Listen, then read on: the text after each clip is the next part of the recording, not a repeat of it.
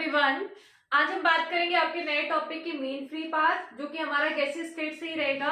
इससे last lecture में आप लोगों ने 3 टर्म्स के बारे में पढ़ा था। गैसेस टर्म्स ही थी वो हमारी ड्यूरिंग कोलिजन जो यूज की जाती हैं। Collision diameter, collision number and collision frequency के बारे में आपने बात की थी। तो आज उसी का एक नेक्स्ट टाइप ही, मतलब एक नई टर्म ही हमें पढ़नी है। क्या है आपकी मीन फ्री पाथ। तो मीन फ्री पाथ को डिस्क्राइब करना बहुत छोटा सा लेक्चर रहने वाला है और हम जस्ट इस टर्म को याद देखेंगे कि इसका मीनिंग क्या होता है। जैसे हमने कोलिजन नंबर को डिस्क्राइब किया था, कोलिजन डायमीटर को डिस्क्राइब किया था और कोलिजन फ्रीक्वेंसी को। तो अब हम देखेंगे मीन फ्री पाथ क्या होगा। तो टॉपिक स्टार्ट करते हैं, ज्यादा एक्सप्लेन नहीं करेंगे, आपके उन्हीं टॉपिक से ही रिलेटेड ही है।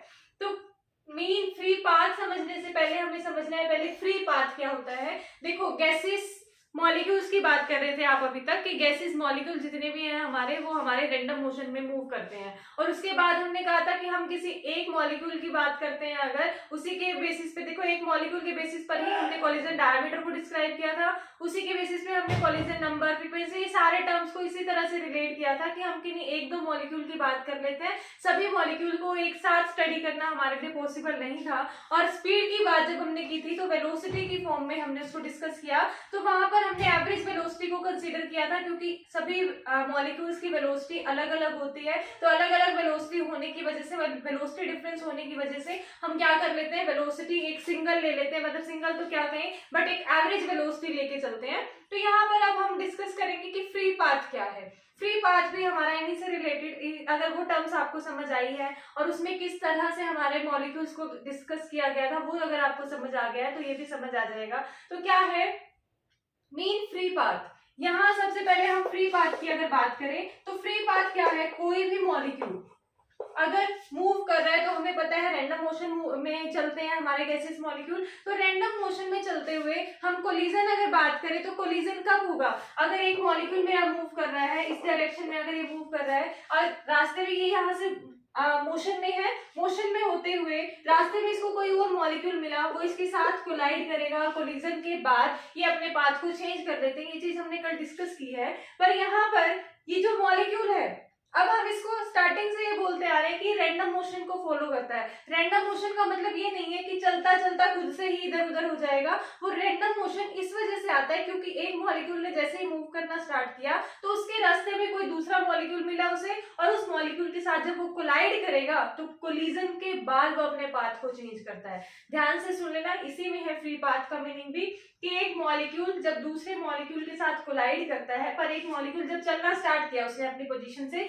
चल रहा है वो, तो चलते चलते उसे रास्ते में दूसरा मॉलिक्यूल मिलेगा। अब ये तो नहीं है ना कि चलना स्टार्ट किया, जस्ट हिला ही था कि उसे दूसरा मॉलिक्यूल मिल गया और वो कोलाइड कर गया, और यहाँ से कोलिजन हुआ तो दूसरा मॉलिक्यूल मिल गया फिर वो कोलाइड कर गया। ऐसा नहीं होता। ऐसा होगा जैसे कि एक मॉलिक्यूल है, उसने अपनी पोजीशन चेंज की, कुछ वेलोसिटी प्रोसेस करके उसने मूव करना स्टार्ट किया, कुछ डिस्टेंस तक चलेगा, चलने के बाद रास्ते में उसे दूसरा मॉलिक्यूल मिलेगा, उसके साथ कोलाइड करेगा। कोलाइड करने के बाद फिर यहाँ जैसे ही इसके पास आया, कोलिजन हुआ, कोलिजन होते ही ये अपना पाथ चेंज कर लेगा, ये अपना पाथ चेंज कर लेगा, दोनों के पाथ चेंज हो जाएंगे। और पाथ चेंज होने की वजह से, सपोज किया यहाँ से मॉलिक्यूल ने चलना स्टार्ट किया, यहाँ उसे कोई दूसरा मॉलिक्यूल मिला, यहाँ पर कोलिजन हुआ, इसने अपना पाथ चेंज कर दिया। आफ्टर कोलिजन पाथ चेंज हुआ, फिर इसको यहाँ पर कोई और मॉलिक्यूल मिल गया, उसके साथ कोलाइड किया, फिर इसने अपना पाथ चेंज कर दिया। किसी भी डायरेक्शन में चेंज कर सकते हैं, वो एंगल्स पर डिपेंड करता है। ये मैं आपको इन जनरल चेंज करके दिखा रही हूँ। तो सपोज यहाँ पे उससे कोई और मॉलिक्यूल मिला, यहाँ आ गया, यहाँ आ गया, मतलब इस तरह से हमारा रैंडम मोशन में चलता जाएगा मॉलिक्यूल। कहने का मतलब ये है कि हर कोलिजन के बाद अपना पाथ जो है वो मॉलिक्यूल चेंज करने वाला है। अब यहाँ बात करनी है फ्री पाथ कौन सा होता है। अब ये मूव कर रहा है, इस मूवमेंट में फ्री पाथ कौन सा होगा।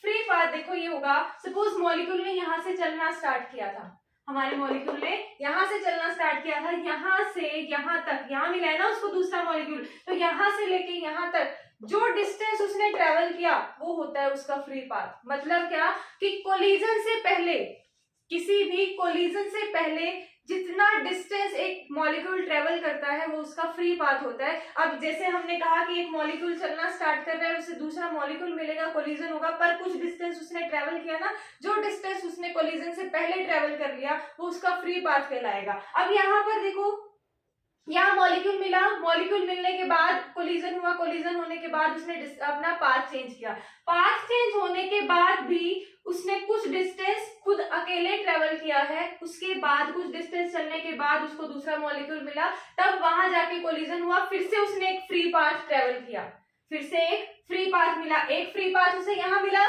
फिर उसके बाद एक फ्री पाथ उसको यहाँ मिला। तो यहाँ से उसके हर कोलिजन के बाद जो डिस्टेंस वो ट्रेवल करता है, या हर कोलिजन के बाद वर्ड ना यूज करके हम कहेंगे हर कोलिजन से पहले, हर कोलिजन से पहले जो डिस्टेंस वो ट्रेवल करता है मॉलिक्यूल, वो हमारा क्या होता है, उसका फ्री पाथ होता है। अब दूसरी चीज इसमें इंपॉर्टेंट क्या है कि अब एक कोलिजन तो हुआ यहाँ पर, एक कोलिजन हुआ यहाँ पर, यहाँ भी हमें फ्री पाथ मिला था, यहाँ भी हमें फ्री पाथ मिला है। तो इन दोनों फ्री पाथ में क्या कोई ऐसा होगा कि ये जितना ये यहाँ पर फ्री पाथ ट्रेवल करेगा उतना ही यहाँ पर ट्रेवल करेगा? नहीं, ऐसा नहीं होगा, क्योंकि आपके पास जो गैसियस मॉलिक्यूल है वो कोई फिक्स डिस्टेंस पे थोड़ी है कि एक मॉलिक्यूल यहाँ मिलेगा तो एक मॉलिक्यूल इतने फिक्स डिस्टेंस पे मिलेगा। यहाँ तो रैंडमली मूव कर रहे हैं ना मॉलिक्यूल सारे के सारे, तो अगर रैंडमली मूव कर रहे हैं तो उसको कितने भी डिस्टेंस पे अगला मॉलिक्यूल मिल सकता है कोलिजन के लिए। तो इसी वजह से एक फ्री पाथ का दूसरे फ्री पाथ के सक्सेसिव कोलिजन बोला जाता है इनको। कैसा? Successive collision. एक कोलिजन के बाद दूसरे कोलिजन के बीच के डिफरेंस को बोला जाता है सक्सेसिव कोलिजन डिफरेंस। तो यहाँ पर सक्सेसिव कोलिजन क्या होता है? सक्सेसिव वर्ड इसीलिए यूज किया जाता है, एक के बाद एक चीज हुई उसके बाद नेक्स्ट हो रही है, तो वो दोनों हमारी सक्सेसिव टर्म्स में है। तो यहाँ पर आपका फ्री पाथ यहाँ भी है, फ्री पाथ यहाँ पर भी है, एक कोलिजन यहाँ हुआ, एक कोलिजन यहाँ हुआ, तो ये दोनों सक्सेसिव कोलिजन हैं। इन दोनों के बीच में जो हमें मिला है डिस्टेंस वो फ्री पाथ है, और ये दोनों फ्री पाथ जो है वो अलग अलग डिस्टेंस ट्रेवल करते हैं, मतलब अलग अलग वैल्यूज रखते हैं फ्री पाथ की। तो इसी वजह से अब जिस तरह से यहाँ हमें मॉलिक्यूल अलग अलग वेलोसिटी वाले मिल रहे थे, तो हमने क्या किया था, एवरेज वेलोसिटी ले ली थी। तो यहाँ फ्री पाथ के लिए भी क्या कर लेंगे हम, इन सभी जो भी एक मॉलिक्यूल डिस्टेंस ट्रेवल कर रहा है, जितने भी नंबर ऑफ कोलिजन्स करेगा वहां पर, फिर उन सभी कोलिजन्स में अलग अलग उसे जो फ्री पाथ मिलेगा हम उनकी मीन वैल्यू ले लेंगे, या एवरेज वैल्यू कह सकते हो आप। तो मीन वैल्यू किसकी ले रहे हैं? उन फ्री पाथ की, जो भी उसे फ्री पाथ मिलने वाले हैं उन सभी वैल्यूज के हम मीन लेते हैं। तो इसी वजह से उस पाथ को बोला जाता है मीन फ्री पाथ। तो आई होप आप लोगों को समझ आ गया होगा कि फ्री पाथ किसको बोलते हैं। तो फ्री पाथ वही है कि किसी भी कोलिजन से पहले जो भी मॉलिक्यूल डिस्टेंस ट्रेवल करता है उसी डिस्टेंस को हम उसका फ्री पाथ बोलते हैं। और एक मॉलिक्यूल को नंबर ऑफ फ्री पाथ्स मिलते हैं, मतलब हर एक कोलिजन के बाद जो डिस्टेंस वो खुद से अकेला ट्रेवल कर रहा है वो उसका फ्री पाथ है। तो बहुत सारे एक मॉलिक्यूल के पास फ्री पाथ होते हैं, तो सभी की वैल्यूज अलग अलग होने की वजह से हम एवरेज लेंगे और मीन वैल्यू लेंगे। तो मीन वैल्यू ले रहे हैं तो वो जो वैल्यू हमारे पास आएगी वो हमारी होती है मीन फ्री पाथ। और इसको हम रिप्रेजेंट करते हैं या डिनोट करते हैं एल से। इसको कैसे डिनोट करते हैं हम? एल से। अभी एल कैलकुलेट करने के लिए हमारे पास क्या रिजल्ट, मतलब किस तरह से हमें अगर एल कैलकुलेट करना है तो वो कैसे कैलकुलेट किया जाएगा। अब यहाँ देखो L तो क्या है, एक फ्री पाथ। तो यहाँ हमारा क्या है, ये वाला डिस्टेंस क्या है, एक फ्री पाथ को रिप्रेजेंट कर रहा है। दैट मींस मैं इसको L डिस्टेंस बोल सकती हूँ, चाहे हालांकि मैंने मीन वैल्यू ली है बट स्टिल ये मेरा L वैल्यू के इक्वल कंसीडर करके चल सकती हूँ। ये भी हमारा L है, ये भी हमारा L है। पर अभी मैंने आपको बोला एक मॉलिक्यूल नंबर ऑफ कोलिजन्स करता है, एक मॉलिक्यूल नंबर ऑफ कोलिजन्स करता है। और इसी से रिलेटेड आपने लास्ट लेक्चर में एक टर्म पढ़ी थी, क्या? Collision number. कोलिजन नंबर क्या बोला था? कोलिजन नंबर को कैसे डिस्क्राइब किया था कि एक मॉलिक्यूल एक सेकंड के अंदर कितना पर यूनिट वॉल्यूम में कितने नंबर ऑफ कोलिजन्स करता है, वो कोलिजन नंबर को डिस्क्राइब करता है। और इसको हम एनसी से रिप्रेजेंट कर देते हैं, एनसी से। तो यहाँ हमारे पास एनसी वैल्यू है, मतलब एनसी क्या डिस्क्राइब कर रहा है? Collision number. तो एक मॉलिक्यूल कितने नंबर ऑफ कोलिजन्स करता है वही चीज डिस्क्राइब करते हैं ना कोलिजन नंबर को। तो हमारा ये एक ही मॉलिक्यूल नंबर ऑफ कोलिजन्स करने वाला है अगर उसका कोलिजन नंबर एनसी हो। कोलिजन नंबर सबको समझ आ गया कि कोलिजन नंबर क्या है, कि एक मॉलिक्यूल एक सेकंड में एक पर यूनिट वॉल्यूम में कितने नंबर ऑफ कोलिजन्स करता है। तो अगर किसी मॉलिक्यूल का कोलिजन नंबर एनसी है तो उसका मीन फ्री पाथ अगर मुझे कैलकुलेट करना है तो मुझे उस मॉलिक्यूल की एवरेज वेलोसिटी पता होनी चाहिए। और हम अभी तक समझ चुके हैं कि हम सभी मॉलिक्यूल्स की एवरेज वेलोसिटी ही लेके चलते हैं, जिसको कि हम v से रिप्रेजेंट करते हैं। दैट मींस अगर जिस मॉलिक्यूल को हम अंडर कंसिडरेशन ले रहे हैं वो उसकी एवरेज वेलोसिटी अगर v है, अलग से ही लिख देते हैं, उनको यहां लिख रही हूं। अगर उस मॉलिक्यूल की जो हमारा अंडर कंसिडरेशन है उसकी एवरेज वेलोसिटी वैल्यू मेरी v है, v सेंटीमीटर पर सेकेंड लिख दो, v सेंटीमीटर पर सेकेंड है, दैट मीन्स एक सेकेंड में मेरा वो मॉलिक्यूल कितना डिस्टेंस ट्रेवल करता है, v सेंटीमीटर डिस्टेंस ट्रेवल करता है। डिस्टेंस, वो मॉलिक्यूल जो भी हमने अंडर कंसीडरेशन लिया है, वो मॉलिक्यूल एक सेकंड में, कितने सेकंड में, एक सेकंड में मेरा 20 सेंटीमीटर डिस्टेंस ट्रेवल करता है, जिसमें उस मॉलिक्यूल की कोलिजन फ्रीक्वेंसी या सॉरी कोलिजन नंबर मेरा अगर nc है, तो उस टाइम पे मेरा मीन फ्री पाथ वैल्यू अगर मुझे कैलकुलेट करनी है, जो कि l से डिनोट किया जाता है, वो हमारा इक्वल होता है v बाय nc के। That means average velocity divided by collision number, average velocity divided by collision number, v मेरी क्या है, average velocity divided by collision number. तो हमारा मीन फ्री पाथ अगर मुझे कैलकुलेट करना होता है तो वो l से रिप्रेजेंट किया जाता है, और वो किसके इक्वल होगा, आपका average velocity divided by number of collision के, क्योंकि एवरेज वेलोसिटी क्या रिप्रेजेंट कर रही है, आपकी किस स्पीड से वो मूव कर रहा है, और टोटल नंबर ऑफ कोलिजन्स जितने उसने किए हैं उससे अगर हम डिवाइड कर देंगे तो उसका एक का हमारा मीन फ्री पाथ आ जाएगा। अब आप सभी को पता है collision frequency sorry collision number हमने लास्ट क्लास में डिस्क्राइब किया था मैथमेटिकली, किसके इक्वल होता है, एनसी मेरा इक्वल होता है √2, सिर्फ √2 है, रूट जो स्क्वायर रूट है वो सिर्फ 2 पर है, √2 pi sigma square N V के, √2 pi sigma square N V के। और यहाँ पर सिग्मा आपका क्या होता था, कोलिजन डायमीटर, और एन क्या था, नंबर ऑफ मॉलिक्यूल्स पर यूनिट वॉल्यूम, और वी आपकी क्या है, एवरेज वेलोसिटी। तो जब हम इस एनसी की वैल्यू यहाँ पर पुट करेंगे तो हमारे पास इक्वेशन एल की क्या आ जाएगी, तो एल मेरा इक्वल आ जाएगा V divided by √2 pi sigma square N V, √2 pi sigma square N V. तो इसके बाद जब v से हम v कैंसिल कर देंगे तो हमारे पास l की वैल्यू क्या आ रही है, तो मेरी l की वैल्यू आ रही है l is equal to 1 by √2 pi sigma square n। ये वैल्यू आई है ना, v से तो v कैंसिल हो गया।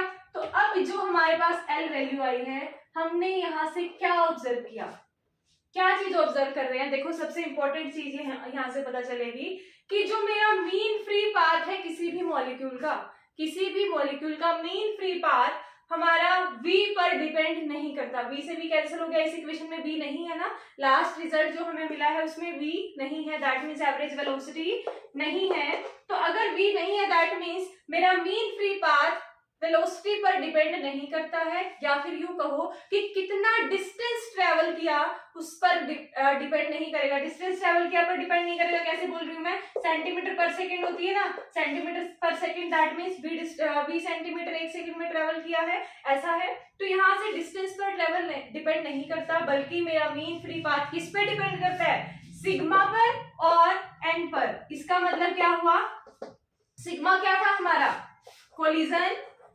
डायमीटर,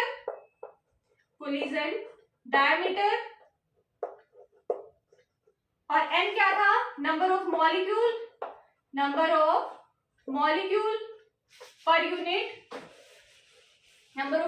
पर यूनिट वॉल्यूम। v भी लिख लेते हैं साथ में, हमारा क्या है, एवरेज वेलोसिटी।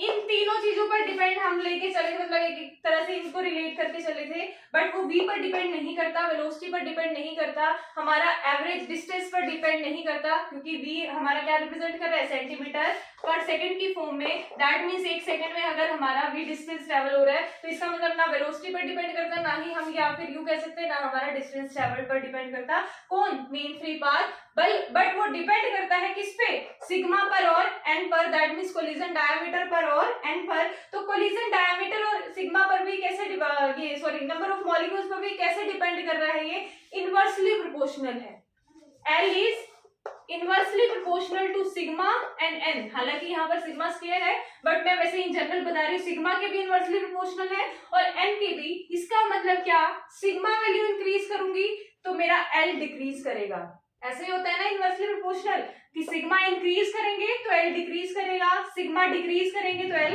इंक्रीज करेगा। सेम चीज एन इंक्रीज करेंगे तो एल डिक्रीज करेगा, एन डिक्रीज करेंगे तो एल इंक्रीज करेगा। तो यहाँ से हम क्या चीज ऑब्जर्व कर रहे हैं, कोलिजन डायमीटर का मतलब क्या है, मॉलिक्यूल का साइज बढ़ेगा तभी तो डायमीटर इंक्रीज करेगा ना। कोलिजन डायमीटर याद कीजिए क्या एक्सप्लेन किया गया था, दोनों मॉलिक्यूल्स के सेंटर के बीच का डिस्टेंस, यही था ना हमारा कोलिजन डायमीटर। तो कोलिजन डायमीटर कब बढ़ सकता है, जब इनका साइज बढ़ जाए, मॉलिक्यूल्स का साइज बढ़ेगा तभी तो इनके सेंटर का डिस्टेंस भी इंक्रीज करेगा ना। तो इसका मतलब मैं साइज मॉलिक्यूल का बढ़ा दूं तब मेरा मीन फ्री पाथ बढ़ सकता है, या फिर नंबर ऑफ मॉलिक्यूल्स पर यूनिट वॉल्यूम इंक्रीज कर दूं तब मेरा वॉल्यूम जो है, सॉरी मीन फ्री पाथ जो है वो डिक्रीज कर सकता है। तो इनके दोनों के इंक्रीज करने से मेरा एल डिक्रीज करेगा। ये हमारा अभी तक रिजल्ट आया हमारे सामने। और एक चीज और ध्यान रखना, number of molecule per unit volume कैसे इंक्रीज हो सकते हैं, जब मैं प्रेशर गैस पर इंक्रीज कर दूंगी तब मेरा number of molecule per unit volume किसी भी गैस का इंक्रीज कर सकते हैं। तो इसका मतलब प्रेशर डिक्रीज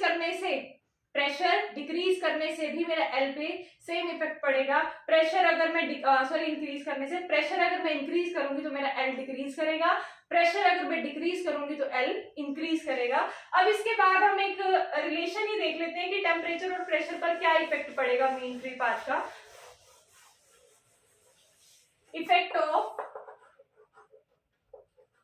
टेम्परेचर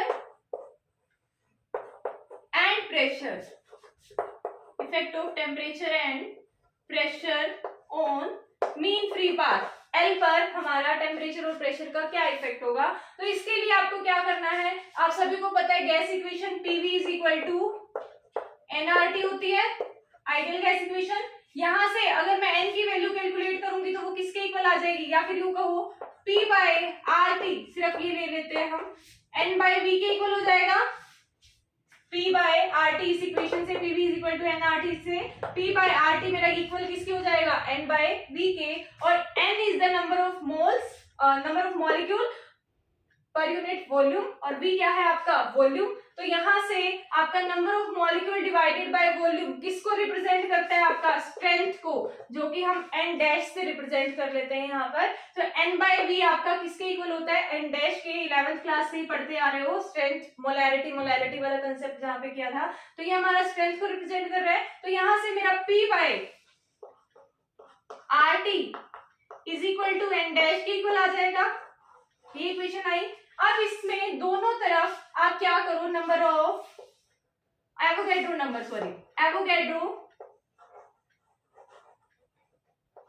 नंबर से मल्टीप्लाई कर दो, which is represented by Na। तो यहाँ हम दोनों साइड, इस इक्वेशन में दोनों साइड, लेफ्ट साइड में भी राइट साइड में भी एवोगैड्रो नंबर से अगर मल्टीप्लाई कर देते हैं तो ये इक्वेशन देखो क्या आएगी, P by R T into Na is equal to N dash Na। यही आया ना रिजल्ट। जस्ट क्या किया है, इस इक्वेशन में हमने दोनों तरफ रिजल्ट मल्टीप्लाई कर दिया है N डैश Na से, दैट मींस एवोगैड्रो नंबर से। अब इसके बाद आप देखिए N डैश क्या रिप्रेजेंट कर रहा है हमारे स्ट्रेंथ को, Na, या N नोट से भी रिप्रेजेंट कर सकते हो आप, N नोट जो है आपका वो एवोगैड्रो नंबर है। और इस रिजल्ट को हम लिख सकते हैं नंबर ऑफ, ये हमारा स्ट्रेंथ को अगर मैं एवोगैड्रो नंबर से मल्टीप्लाई करती हूँ तो वो मेरा इक्वल होता है नंबर ऑफ मॉलिक्यूल्स के, और इसको मैं n से रिप्रेजेंट करूंगी, कैपिटल N से। तो यहाँ से ये मेरा किसके इक्वल आ गया, यार स्मॉल n से रिप्रेजेंट कर दो, नंबर ऑफ मॉलिक्यूल की फॉर्म में n से रिप्रेजेंट करो। तो यहाँ आपका क्या आ जाएगा, नंबर ऑफ मॉलिक्यूल इक्वल आ जाएगा P N note divided by R T के। और अब इस n की वैल्यू यहाँ इस इक्वेशन में पुट कर दो, जो आपके पास मीन फ्री पाथ की इक्वेशन आई थी ना, वो n की वैल्यू यहाँ पर पुट कर दो। देखो क्या किया है अभी तक हमने, ये इक्वेशन यहाँ तक तो हमारे पास रिजल्ट आ गया था। अब हम देखने लगे थे कि टेम्परेचर और प्रेशर का क्या इफेक्ट होता है हमारा मीन फ्री पाथ पर। तो ये इक्वेशन इससे रिलेट करने के लिए हमने क्या किया, सबसे पहले आइडियल गैस इक्वेशन ले ली। आइडियल गैस इक्वेशन में PV is equal to NRT के, तो यहाँ से P by R T equal आ गया मेरा N बाय V के, N बाय V मेरा इक्वल होता है स्ट्रेंथ के, और यहाँ से N डैश से रिप्रेजेंट किया। अब इस इक्वेशन में जो हमारे पास इक्वेशन आई उसको जस्ट हमने एवोगैड्रो नंबर को दोनों तरफ मल्टीप्लाई किया है, किस लिए, ताकि हमारा number of molecule per unit volume की फॉर्म में आ जाए। ये देखो यहाँ आप ये भी सोचोगे ये भी तो हमारे नंबर ऑफ मॉलिक्यूल्स थे ना, एन भी क्या थे, नंबर ऑफ मॉलिक्यूल्स, पर ये हमारे number of molecule, complete number of molecule से, पर हमें चाहिए कैसे थे, number of molecule per unit volume. तो यहाँ पर यूनिट वॉल्यूम की फॉर्म में कन्वर्ट करने के लिए हमने इसको एवोगैड्रो नंबर से मल्टीप्लाई किया, मल्टीप्लाई करने के बाद मेरे पास रिजल्ट आ गया एन। अब जो ये एन वैल्यू आई है इसकी जगह मतलब मैं यहाँ पर क्या पुट कर सकती हूँ, एन। तो जो मेरी एन वैल्यू आई है इस वैल्यू को, इस इक्वेशन को हम यहाँ पर पुट करेंगे तो हमारे पास क्या रिजल्ट आएगा, देखिए। तो मेरा एल इक्वल आ जाएगा, L is equal to 1/√2 pi sigma square, N की वैल्यू क्या है हमारी, P N naught by R T. तो यहाँ जब हम इसको रिवर्स करेंगे तो आपके पास आ जाएगा आर टी इंटू पी और साथ में एन नोट। ये इक्वेशन आई आपके पास।